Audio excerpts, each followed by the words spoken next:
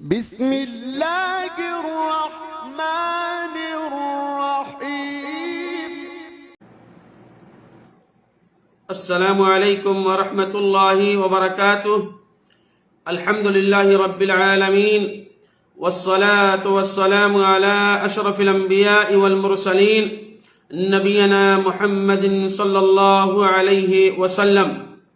قال الله تبارك وتعالى في كلامه المجيد: أعوذ بالله من الشيطان الرجيم، بسم الله الرحمن الرحيم، يا أيها الذين آمنوا اتقوا الله حق تقاته ولا تموتن إلا وأنتم مسلمون، يا أيها الناس اعبدوا ربكم الذي خلقكم من نفس واحدة وخلق منها زوجها وبث منهما رجالا كثيرا ونساء، واتقوا الله الذي تساءلون به والأرحام إن الله كان عليكم رقيبا، يا أيها الذين آمنوا اتقوا الله وقولوا قولا سديدا يصلح لكم أعمالكم ويغفر لكم ذنوبكم، ومن يطع الله ورسوله فقد فاز فوزا عظيما۔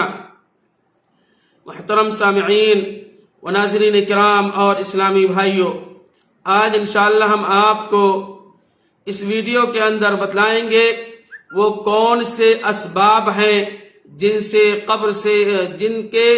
قبر کے عذاب سے نجات ملے گی۔ وہ کون سے ایسے اسباب ہیں جو ہم اور آپ اپنا لیں، قبر کے عذاب سے ہمیں اور آپ کو نجات مل جائے۔ اللہ رب العالمین سے دعا ہے الہ العالمین ہمیں حق بات کہنے کی توفیق عطا فرما۔ ہر آدمی کو، ہر انسان کو مرنا ہے اور مر کر کے حساب و کتاب دینا ہے۔ آخرت کی پہلی منزل ہے قبر۔ اگر انسان اس کے اندر کامیاب ہو گیا تو اور منزلیں اس کے لیے آسان ہو جائیں گی۔ جیسا قبر واقعی بڑے خوف اور گھبراہٹ کی جگہ ہے، نبی کریم صلی اللہ علیہ وسلم نے خود یہ بات ارشاد فرمائی ہے، بتلایا ہے، میں نے قبر سے زیادہ گھبراہٹ والی جگہ کو نہیں دیکھا۔ ترمذی شریف کی روایت ہے، ایک جنازے کے موقع پر پیارے نبی صلی اللہ علیہ وسلم قبر کے سرہانے کھڑے تھے اور آپ صلی اللہ علیہ وسلم قبر کی ہولناکی کو یاد فرما کر اس قدر روئے کہ آپ صلی اللہ علیہ وسلم کے آنسوؤں سے قبر کی مٹی تر ہو گئی، قبر کی مٹی بھیگ چکی تھی۔ یعنی آپ صلی اللہ علیہ وسلم قبر کے سرہانے کھڑے ہو کر کے، دوسری قبر تھی، کھڑے ہو کر کے اتنا روئے کہ اسی جگہ پر ہمیں بھی آنا ہے، اور اس طریقے سے روئے کہ قبر کی مٹی بھیگ چکی تھی، تر ہو چکی تھی۔ ہم اور آپ قبر کو یاد کر کے کتنا روتے ہیں، ذرا اپنے گریبان کے اندر جھانکیں، سوچیں، غور و فکر کریں۔ اور یہی نہیں میرے بھائیوں، اس کے لیے کچھ تیاری کر لو۔ پیارے نبی صلی اللہ علیہ وسلم نے اس قبر کی طرف اشارہ کرتے ہوئے فرمایا کہ اس قبر کے لیے تم تیاری کرو جو آخرت کی پہلی منزل ہے۔ اگر اس منزل کے اندر تمہیں کامیابی اور کامرانی مل گئی تو اور منزلیں تمہارے لیے آسان ہو جائیں گی۔ اور آپ صلی اللہ علیہ وسلم نے خود بھی قبر کے فتنے سے پناہ مانگی ہے اور امت کو بھی اس پناہ مانگنے کی نصیحت فرمائی ہے۔ آپ صلی اللہ علیہ وسلم کے طرز عمل یہ نتیجہ تھا کہ قبر کا ذکر آتے ہی صحابہ کرام آپ دیدہ اور غم زدہ ہو جاتے تھے۔ حضرت سلمان فارسی رضی اللہ تعالیٰ عنہ فرماتے ہیں، تین باتیں مجھے غم زدہ کر دیتی ہیں، تین باتیں مجھے غم زدہ کر دیتی ہیں اور میں آپ دیدہ ہو جاتا ہوں۔ پہلی بات کہ نبی کریم صلی اللہ علیہ وسلم کے صحابہ کرام سے جدائی کا غم، نبی کریم صلی اللہ علیہ وسلم کا صحابہ کرام سے جدائی کا غم، یہ مجھے غم زدہ کر دیتی ہیں اور میری آنکھیں دیدہ آنکھوں سے آنسو جاری ہو جاتے ہیں۔ دوسری چیز پیارے نبی صلی اللہ علیہ وسلم نے جو فرمایا اور سلمان فارسی جو بتلاتے ہیں کہ عذاب قبر سے جب میں اس کو سوچ لیتا ہوں تو یہ ہماری آنکھیں کیا ہو جاتی ہیں، نم پڑ جاتی ہیں۔ اور تیسری بات قیامت کا ڈر، حضرت مالک بن دینار رحمہ اللہ فرماتے ہیں قبر کو یاد کر کے اس قدر روتے تھے کہ وہ بے ہوش ہو جاتے تھے. یعنی اس قدر روتے تھے قبر کو یاد کر کے کہ اسی قبر کے اندر نہ وہاں تو آپ کا کوئی ساتھی ہوگا نہ آپ کا کوئی دوست ہوگا، وہاں صرف آپ کا عمل آپ کے ساتھ کام آئے گا. دنیا کے اندر جو آپ نے کیا ہے وہی چیز آپ کو آئے گی کام. اور نبی کریم صلی اللہ علیہ وسلم نے امت کو قبر کی زیارت کی اجازت ہی دی ہے صرف اس لیے کہ اس کی آخرت یاد آئے گی. نبی صلی اللہ علیہ وسلم نے جو فرمایا ہے قبر کی زیارت کے تعلق سے، کیوں؟ اس لیے کہ تم قبر کی جب زیارت کرو گے، قبر پر جب جاؤ گے تو تمہیں بھی آخرت یاد آئے گی، اور جب آخرت یاد آئے گی تو اس کے لیے تم کیا کرو گے؟ تیاری کرو گے. قبروں کی زیارت کرو اس لیے کہ اس میں سامان عبرت ہے، اور یعنی انسان دنیا کو بھول کر آخرت کی طرف متوجہ ہو جاتا ہے. دنیا کی بے ثباتی غور و فکر کا موقع ملتا ہے. دوسروں کی قبریں دیکھ کر اپنی قبر کا خیال آتا ہے. عارضی دنیا کے لیے اللہ اور اس کے رسول صلی اللہ علیہ وسلم کی نافرمانی اور ندامت کا احساس پیدا ہوتا ہے. اپنے گناہوں سے توبہ اور استغفار کی رغبت پیدا ہو جاتی ہے. لیکن ہمارے ہاں جو کچھ ہو رہا ہے اس کا نتیجہ بالکل اس کے برعکس ہو رہا ہے.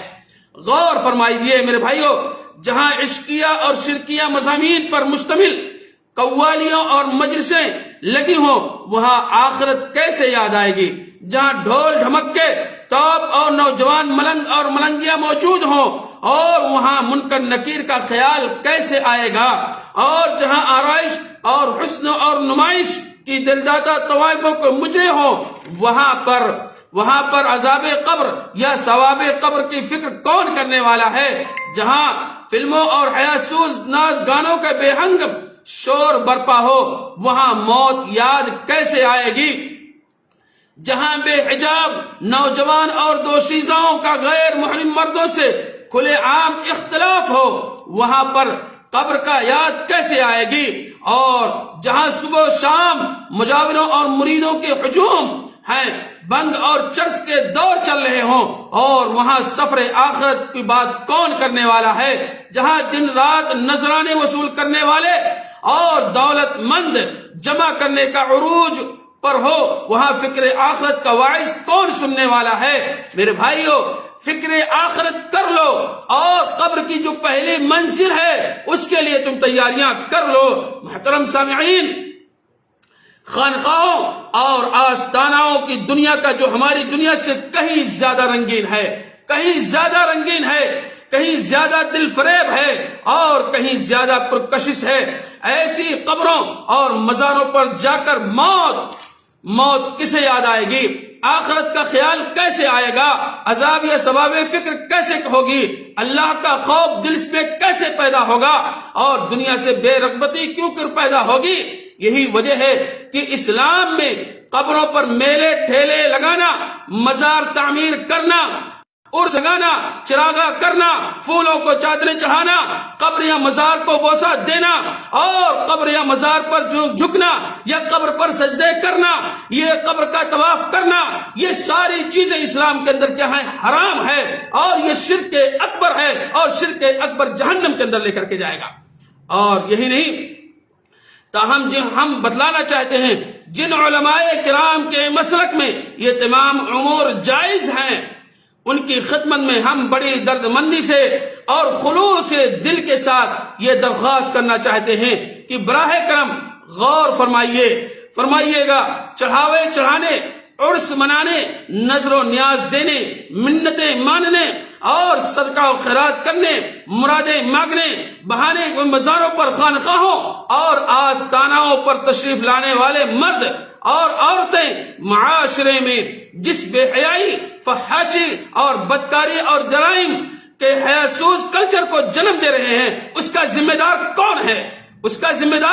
کون ہے؟ آپ بتائیے. ان علماء کرام سے میرا سوال ہے جو اس کو جائز قرار دیتے ہیں اور قیامت کے روز اس کی جواب وہی وہ مسئولیت کے ذمہ دار ہوں گے جو اس کو جائز قرار دیتے ہیں۔ جو چیزیں نبی علیہ السلام سے ثابت نہ ہو ہمیں اور آپ کو اس چیز پر عمل کرنا نہیں چاہیے۔ تاہم ہم ان علماء کرام کی توجہ اور بات کی طرف مبذول کرانا چاہتے ہیں کہ ایک مسلمہ حقیقت ہے کہ خیر و بھلائی کے سوتے پھوٹتے ہیں، اور جبکہ برائی اور گناہ کے سوتے پھوٹتے ہیں۔ یہ میں نہیں کہنا چاہتا ہوں، بلکہ میں صرف اتنا کہنا چاہتا ہوں کہ قبروں پر جو نبی علیہ السلام سے ثابت ہے، قبروں کی زیارت کرنا، اور جاؤ گے تو تمہیں موت یاد آئے گی، اور جب تمہیں موت یاد آئے گی، آخرت یاد آئے گی، تو تمہیں یہ جان لیجئے کہ آخرت کی تیاری کرو گے۔ اس لیے میرے بھائیوں، آپ کو ایک واقعہ میں بتلاؤں مالک بن دینار کے تعلق سے کہ قبر کی یاد نے حضرت مالک بن دینار رحمہ اللہ کو اس قدر رلایا کہ وہ بے ہوش ہو گئے۔ کہتے ہیں حضرت مالک بن دینار رحمہ اللہ کہتے ہیں، تعجب ہے مجھے اس شخص پر، تعجب ہے مجھے اس آدمی پر جو جانتا ہے کہ موت اس کا انجام ہے اور قبر اس کا ٹھکانہ ہے، اس کے باوجود اس دنیا سے قرار حاصل ہے، اور وہ سکون کی زندگی بسر کر رہا ہے۔ راوی کا کہنا ہے کہ حضرت مالک بن دینار رحمہ اللہ نے یہ کہا، اور زارو قطار رونے لگے حتیٰ کہ بے ہوش ہو کر کے گر پڑے۔ اللہ اکبر! یہ تھا صحابہ کرام اور سلف صالحین جو قبر کو اتنا زیادہ یاد کرتے تھے۔ حضرت امیر المومنین اور حضرت عثمان غنی کی یہ قبر کی یاد آنے پر اس قدر روتے تھے کہ ان کے آنسوؤں سے ان کی داڑھی تر ہو جاتی تھی، بھیگ ہو جاتی تھی۔ اللہ کے واسطے میں کہنا چاہتا ہوں، چاہے میں ہوں یا کوئی اور شخص ہے، جتنے مسلمان اور جتنے لوگ دیکھ رہے ہیں، میں کہنا چاہتا ہوں کہ ہم اور آپ قبر کو یاد کر کے روئیں، گڑ گڑائیں۔ وہ عثمان غنی جن کے لیے اللہ رب العالمین نے جنت کی بشارت دی ہے عشر مبشرہ کے اندر، نبی علیہ السلام نے بھی فرمایا ہے، لیکن اتنا زیادہ رو رہے ہیں کہ ان کی داڑھی تر ہو جا رہی ہے۔ ہم اور آپ اب سوچیں کہ ہم اور آپ کتنا روتے ہیں اور کتنا قبر کو یاد کرتے ہیں۔ اسی طریقے سے حضرت عمر بن خطاب اور قبر اور آخرت کو یاد کر کے اس قدر روتے تھے کہ چہرے پر 2 سیاہ لکیریں پڑ جاتی تھی، یعنی اتنا روتے کہ ان کے چہرے پر سیاہ لکیر پڑ جاتی تھی، دھاری دار پڑ جاتی تھی۔ اور حضرت ابو ذر غفاری رضی اللہ تعالیٰ عنہ نے موت اور برزخ کے بارے میں نبی کریم صلی اللہ علیہ وسلم کا خطبہ سنا تو خواہش کرنے لگے، کاش میں ایک درخت ہوتا جسے کاٹ دیا جاتا، میں انسان اور آدمی نہ ہوتا۔ حضرت ابو ہریرہ رضی اللہ تعالیٰ عنہ کی موت کا وقت قریب آیا تو رونے لگے زارو قطار۔ لوگوں نے پوچھا، اے ابو ہریرہ رضی اللہ تعالیٰ عنہ، کیا دنیا چھوڑنے کی وجہ سے رو رہے ہو؟ فرمانے لگے، نہیں، بلکہ طویل سفر اور قلیل زیادہ سفر کی وجہ سے رو رہا ہوں۔ میں نے ایسے ٹیلے پر شام کی ہے جس سے آگے جنت ہے یا جہنم، اور مجھے معلوم نہیں کہ میری منزل کون سی ہے۔ حضرت ابوبکر صدیق رضی اللہ تعالیٰ عنہ موت اور قبر کا خوف اس قدر ان کے دل پر طاری تھا، اندازہ اس مناجبات سے کر سکتے ہیں۔ ایک اشعار موجود ہے کہ یا اللہ میرا حال کیا ہوگا، اے اللہ تبارک و تعالی میرا حال کیا ہوگا، میرے پاس ایک بھی نیکی کا عمل نہیں جبکہ برے اعمال بہت زیادہ ہیں۔ یہ وہی ابوبکر صدیق ہیں جن کو غار ثور میں اللہ رب العالمین کے ساتھ تھے، اللہ کے نبی صلی اللہ علیہ وسلم کے ساتھ تھے۔ یہ وہی ابوبکر صدیق جن کو اللہ کے نبی صلی اللہ علیہ وسلم نے صدیق کا لقب دیا۔ یہ وہی ابوبکر صدیق ہیں جن کو اللہ تبارک تعالیٰ نے اور پیارے نبی صلی اللہ علیہ وسلم نے جنت کی بشارت دی ہے۔ فرما رہے ہیں کیا، جبکہ برے اعمال بہت زیادہ ہیں اور میں صلی اللہ علیہ وسلم کی اطاعت کی پونجی بہت قلیل ہے، اور قبر کی خوف گھاٹی ہمارے اسلاف جس قدر خوف زدہ ہوتے رہتے تھے، آج ہم اتنے ہیں اس سے بے خوف اور غافل ہو چکے ہیں۔ دنیا کی رنگینیوں اور دل فریبیوں میں ہم اس قدر کھو چکے ہیں کہ بھولے سے بھی کبھی قبر کا خیال نہیں آتا. ہماری یہ غفلت اور پر قرآن مجید کا یہ تبصرہ کس قدر سچ آ رہا ہے.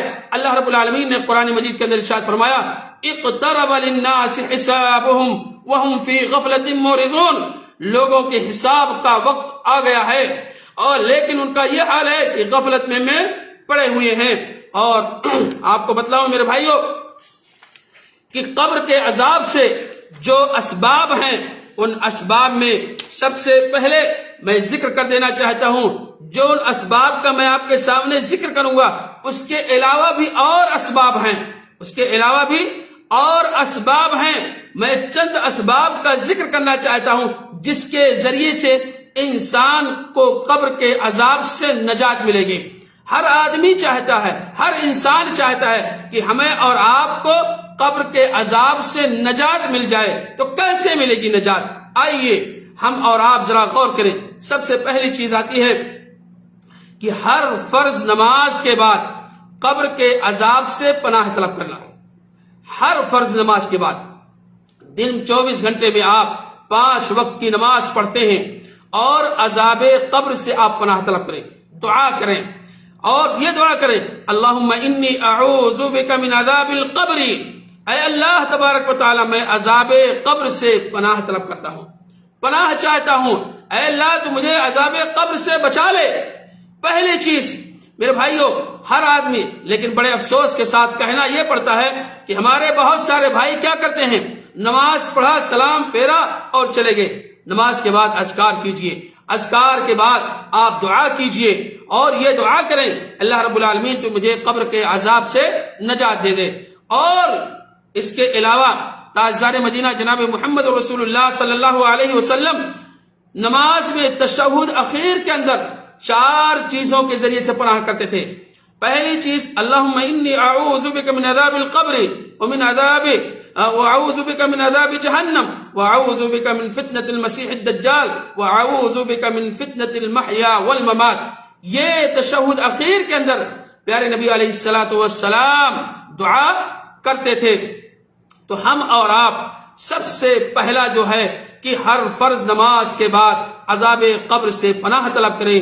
انشاءاللہ اللہ رب العالمین ہمیں اور آپ کو عذاب قبر سے نجات ملے گی. دوسری چیز جو آتی ہے پیشاب کے قطروں سے ہر ممکن بچنا. پیشاب کے قطروں سے ہر ممکن بچنا اور چغل خوری سے بچنا. 2 چیزیں ہیں, پیشاب کے قطروں سے بچنا اور چغل خوری سے بچنا. یہ بھی سبب ہے کس چیز کا؟ عذاب قبر سے بچنے کا, عذاب قبر سے نجات کا ذریعہ ہے. لیکن افسوس کے ساتھ کہنا پڑتا ہے کہ ہمارے بہت سارے بھائی, ہمارے بہت سارے اخوان پیشاب کرتے ہیں, استنجا بھی نہیں کرتے, کھڑے ہو کر کے پیشاب کر لیا اور پورا کپڑے کے اوپر آ گیا, خراب ہو گیا. میرے بھائیوں آپ کو بتلاؤں اگر کوئی شخص قبروں پیشاب کے قطروں سے بچتا ہے اور چغل خوری سے بچتا ہے تو قبر سے نجات کا ایک سبب یہ بھی ہے. آئیے دلیل میں آپ کو دیتا ہوں. اللہ کے نبی صلی اللہ علیہ وسلم, بخاری و مسلم شریف کی روایت ہے, حضرت عبداللہ بن عباس رضی اللہ عنہ فرماتے ہیں قال مر رسول اللہ صلی اللہ علیہ وسلم على قبرين فقال اما انهما لا يعذبان وما يعذبان في كبير ثم قال بلى انه لكبير اما احدهما فكان يمشي بالنميمه واما الاخر فكان لا يستتر من بوله. یعنی 2 قبر والوں کے پاس سے گزر ہوا نبی علیہ الصلوۃ والسلام کا اور ان دونوں قبر والوں کو عذاب ہو رہا تھا. کوئی بڑی چیز نہیں تھی, کوئی بڑی چیز نہیں تھی. ان میں سے ایک آدمی پیشاب کے قطروں سے, پیشاب کے چھینٹوں سے نہیں بچتا تھا اور دوسرا وہ آدمی جو چغل خوری سے کرتا رہتا تھا. یہی دونوں چیزوں کی وجہ سے ان قبر والوں کو عذاب ہو رہا تھا. تو ہمیں اور آپ کو یہ آسان ہے بچنے کے لیے, لیکن انسان اگر بچے, اس پر عمل کرے تو انشاءاللہ اسے قبر کے عذاب سے نجات مل جائے گی. اسی طریقے سے اللہ کے راستے میں جہاد کرتے ہوئے شہید ہو جانا, اللہ کے راستے میں جہاد کرتے ہوئے شہید ہو جانا, یہ بھی قبر کے عذاب سے نجات کا ذریعہ ہے. اللہ کے نبی صلی اللہ علیہ وسلم نے فرمایا اللہ کی راہ میں جان دینا انسان کو فتنے قبر سے محفوظ رکھے گا۔ نسائی شریف کی یہ روایت ہے۔ تو گویا کہ اس احادیث سے پتہ یہ چلتا ہے کہ اللہ کے راستے میں جہاد کرتے ہوئے انسان اعلی کلمت اللہ کے لیے لڑتے لڑتے شہید ہو گیا تو اس کے ذریعے سے قبر سے نجات کا ذریعہ ہے۔ اور اسی طریقے سے مرابطہ یعنی اسلامی ریاست کی سرحدوں یا لشکر اسلام کی حفاظت کے لیے پہرا دینا، یہ عمل بھی فتنے قبر سے محفوظ رکھنے والا ہے۔ اور اسی طریقے سے پانچویں چیز آتی ہے کہ جمعرات کی رات میں انتقال ہونا یا جمعہ کے دن ایمان کی حالت میں وفات پانا، یہ بھی کیا ہے؟ ایک قبر کے عذاب سے نجات کا ذریعہ ہے۔ میرے بھائیو، جمعرات کی رات میں انتقال ہونا اور یا جمعہ کے دن حالت ایمان کی حالت میں وفات پانا، اللہ کے نبی صلی اللہ علیہ وسلم نے فرمایا من مات لیلۃ الجمعہ او یوم الجمعہ اجیر من عذاب القبر، جس شخص کی موت کہاں ہوئی؟ جمعہ کے دن یا جمعرات کے دن، تو اس شخص کو قبر کے عذاب سے نجات ملے گی۔ اب سوال ایک پیدا ہوتا ہے، اگر کسی شخص کی وفات جمعہ کے دن یا جمعرات کی رات کو ہوتی ہے لیکن اگر نماز نہیں پڑھتا ہے، روزہ نہیں رکھتا ہے، تو اس کو کیا نجات ملے گی یا نہیں ملے گی؟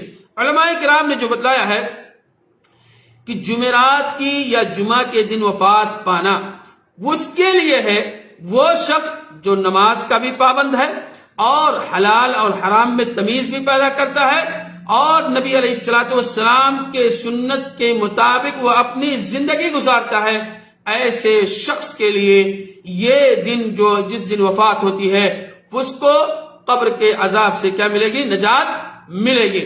اسی طریقے سے تلاوت قرآن مجید کی تلاوت کرنا کثرت سے، وہ تلاوت قرآن مجید بھی عذاب قبر سے محفوظ رکھنے والا عمل ہے۔ بڑے افسوس کے ساتھ کہنا پڑتا ہے کہ ہمارے بہت سارے بھائی کیا کرتے ہیں، جب رمضان آئے گا تبھی قرآن کھلے گا اور رمضان ختم طاقوں میں سجانے کے لیے۔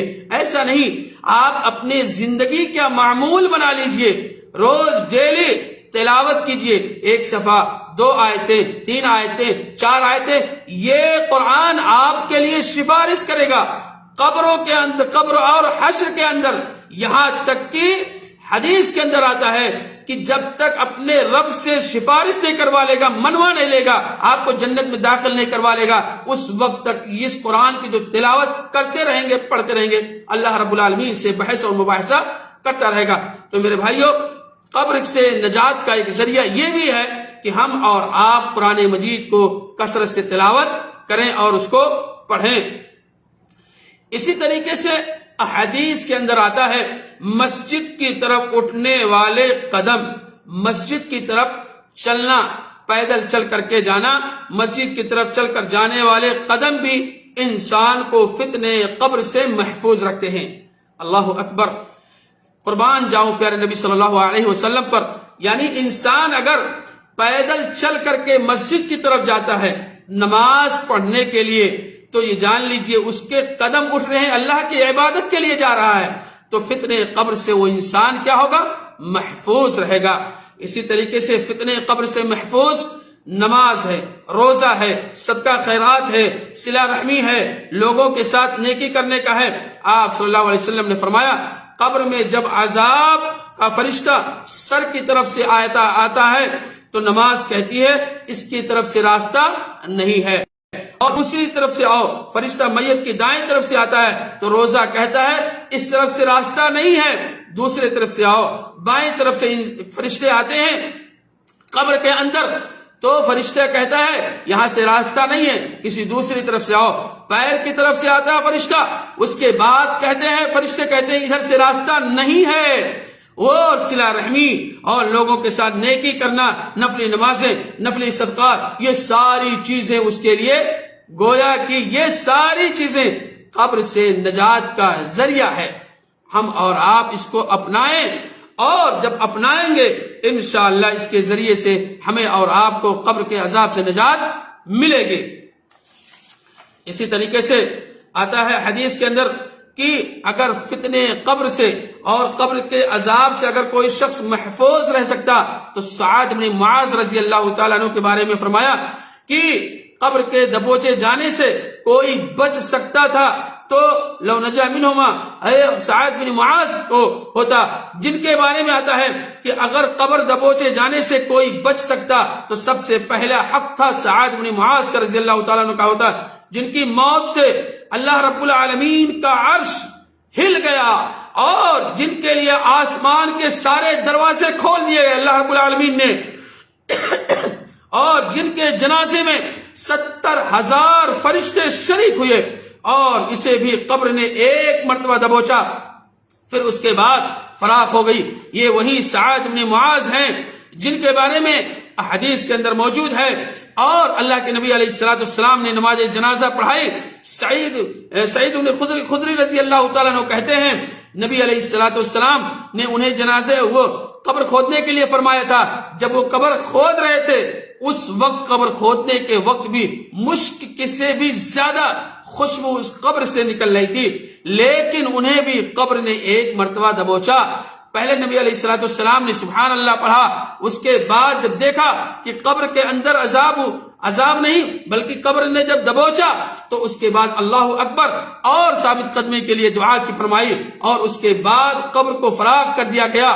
اور یہ وہی ہیں سعد بن معاذ رضی اللہ تعالیٰ عنہ جن کے لیے اللہ رب العالمین نے فرشتوں کا نزول ہوا۔ اور یہی نہیں، گناہ معاف کرنے کا اختیار صرف اور صرف اللہ تبارک و تعالیٰ کے پاس، اور رسول اکرم صلی اللہ علیہ وسلم نے حضرت سعد کی ایمان کی گواہی تو دے دی، لیکن مغفرت کے لیے اللہ تعالیٰ کے حضور سے اللہ تبارک تعالیٰ سے دعا فرمائی۔ اسی طریقے سے حضرت سعد کی نماز جنازہ آپ صلی اللہ علیہ وسلم نے خود پڑھائی، اور 70,000 فرشتے حضرت سعد کی نماز جنازہ میں شریک ہوئے، اور ان کی روح کے لیے آسمان کے سارے دروازے کھول دیے گئے۔ میت کو رسول اللہ صلی اللہ علیہ وسلم نے اپنے دستے مبارک سے قبر کے اندر اتارا، اور اس کے باوجود حضرت سعد کو دبایا گیا۔ معلوم ہوا کہ اللہ تبارک تعالیٰ اپنے تمام بندے کے معاملات پر غالب ہے، اور اس کے امر کو اللہ کے رسول صلی اللہ علیہ وسلم کے ٹال نہیں سکتے ہیں۔ اسی طریقے سے رات کو سونے سے پہلے سورۃ الملک کی تلاوت کرنا، سورۃ الملک کی تلاوت کرنا، یہ بھی قبر کے عذاب سے نجات ملے گی آپ کو۔ آتا ہے حدیث کے اندر ہے اللہ کے نبی صلی اللہ علیہ وسلم نے فرمایا، اور قال صلی اللہ علیہ وسلم سورۃ تبارک ہی المعنی من عذاب القبر، اللہ کے نبی صلی اللہ علیہ وسلم نے فرمایا کہ جو شخص اپنی زندگی کا معمول بنا لے، میرے بھائیوں میں کہنا چاہتا ہوں کہ آپ اگر اس کو حفظ نہیں ہے، بستر پر سونے سے پہلے بستر پر بیٹھ جائیں وضو کر کے، اور اس کے بعد سورہ ملک جو 30 آیتوں پر مشتمل ہے، آپ زیادہ سے زیادہ حفظ نہیں ہے دیکھ کر کے پڑھیں، 10 منٹ 5 منٹ 2 منٹ اگر حافظ ہو جائیں گے 3 منٹ، اس سے زیادہ وقت نہیں لگے گا، تو یہ جان لیجئے یہ سورت آپ کو قبر کے عذاب سے نجات دلائے گی۔ اور ہر انسان چاہتا ہے کہ ہمیں اور آپ کو قبر کے عذاب سے نجات مل جائے، اللہ کے نبی صلی اللہ علیہ وسلم کی یہ حدیث ہے۔ اسی طریقے سے موت کے تعلق سے ایک بزرگ سے پوچھا گیا کہ عبادت کے لیے موزون دن، مناسب دن کون سا ہے؟ عبادت کے لیے موزون اور مناسب وقت کون سا ہے، کون سا دن ہے؟ اس بزرگ نے جو جواب دیا اس پر غور کیجئے گا، سارے لوگوں کے لیے ہے، میرے لیے بھی، نہیں کہ میں نہیں کہا اس پہ، میرے لیے بھی، آپ کے لیے، سارے لوگوں کے لیے ہے یہ۔ تو اس بزرگ نے اس کو جواب دیا کہ موت سے ایک دن پہلے ہر دن عبادت کرتے رہو، موت کل آنی ہے۔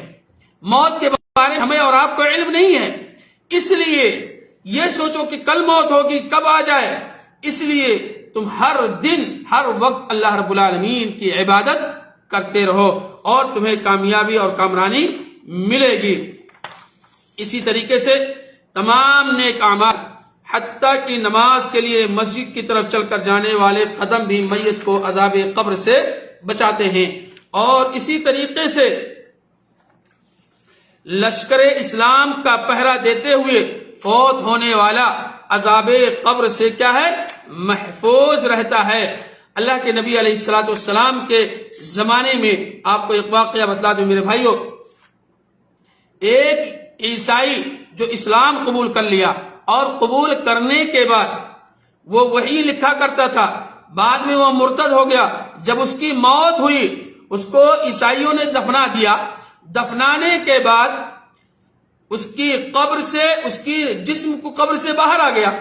لوگوں نے، عیسائیوں نے کہا کہ یہ محمد صلی اللہ علیہ وسلم کے ساتھیوں کا یا محمد کا کام ہے۔ دوسری مرتبہ پھر دفنایا گیا، تیسری مرتبہ پھر دفنایا گیا، اور اتنے گہرے تیسری مرتبہ دفنایا گیا۔ اس کے بعد جب وہ قبر سے بعد میں باہر آ گیا عیسائی، تب یہ پتا چلا کہ یہ کسی کا کرنا نہیں ہے، بلکہ اللہ رب العالمین نے اسے قبر کا عذاب دیا ہے۔ بلکہ یہ عیسائی کہتا تھا وہ جو میں لکھ دیتا ہوں وہی نبی صلی اللہ علیہ وسلم کہتے ہیں، بقیہ انہیں اس کے بارے میں کچھ علم نہیں ہے۔ اور اسی طریقے سے میرے بھائیوں کہ پیٹ کی تکلیف سے مرنے والا، پیٹ کی تکلیف سے مرنے والا فتنے قبر سے محفوظ رہتا ہے۔ اور اللہ کے نبی صلی اللہ علیہ وسلم نے فرمایا، حضرت عبداللہ بن یسار سے روایت ہے کہ میں بیٹھا ہوا تھا اور فرمایا کہ لوگوں نے عرض کیا فلاں شخص پیٹ کی تکلیف سے مر گیا ہے۔ ان دونوں نے خواہش کی کہ کاش وہ اس آدمی کے جنازے میں شریک ہوتے۔ پھر ایک آدمی نے دوسرے سے کہا کیا رسول اللہ صلی اللہ علیہ وسلم نے یہ بات ارشاد نہیں فرمائی، جس شخص کو پیٹ مار ڈالے، یعنی پیٹ کی بیماری سے، اسے قبر میں عذاب نہیں دیا جائے گا۔ یعنی پیٹ کی بیماری میں موت ہو جانا یہ بھی قبر کے عذاب سے کیا ہوگا؟ اسے نجات ملے گی۔ تو ہمیں اور آپ کو بھی معلوم ہونا چاہیے۔ اور اسی طریقے سے شہید فتنے قبر سے محفوظ رہتا ہے۔ اس کے علاوہ میرے بھائیوں بہت ساری چیزیں ہیں جو قبر کے عذاب سے انسان کیا ہوگا؟ چھٹکارا اس کو مل سکتا ہے۔ تو چیزیں ہم نے بتلایا ہے میرے بھائیوں۔ قبر یہ آخرت کی پہلی منزل ہے، اس کے لیے تیاری کریں۔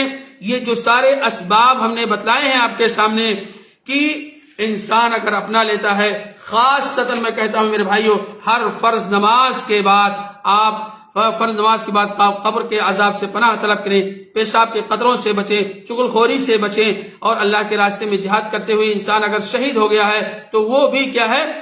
اس کو قبر کے عذاب سے نجات ملے گی۔ یہ ساری چیزیں ہیں۔ اللہ رب العالمین سے دعا ہے، الہ العالمین ہم تمام مسلمان بھائیوں کو تو قبر کے عذاب سے بچا لے۔ الہ العالمین تو ہمیں قبر کے فتنوں سے بچا لے۔ الہ العالمین ماضی کے اندر جو خطائیں ہوئی ہیں تو اسے معاف فرما دے۔ الہ العالمین ہم میں سے جو لوگ بیمار ہیں تو ان کو شفا یاب کر دے۔ الہ العالمین ہم میں سے جو لوگ مقروض ہیں تو ان کے قرض کو تو ادا کرا دے۔ الہ العالمین تو ہمیں کل قیامت کے دن تو اپنے عرش کے سائے کے تلے جگہ دے دے۔ الہ العالمین تو ہمیں قبر کے عذاب سے نجات دے دے۔ الہ العالمین ماضی کے اندر جو خطائیں ہوئی ہیں تو اسے معاف فرما دے۔ الہ العالمین ہم میں سے جن کے والدین اس دنیا سے جا چکے ہیں، الہ العالمین تو ان کی قبروں کو تو روشنی سے بھر دے اور انہیں جنت الفردوس کے اندر جگہ عطا فرما۔ الہ العالمین ہم میں سے جن کے والدین زندہ ہیں تو ہمیں توفیق دے، ہمیں ہدایت دے کہ ہم اپنے والدین کی زیادہ سے زیادہ خدمت کر کے اپنے آپ کو جنت کا مستحق بنا لیں۔ ربنا تقبل منا انك انت السميع العليم وتب علينا انك انت التواب الرحيم۔ السلام علیکم ورحمۃ اللہ وبرکاتہ۔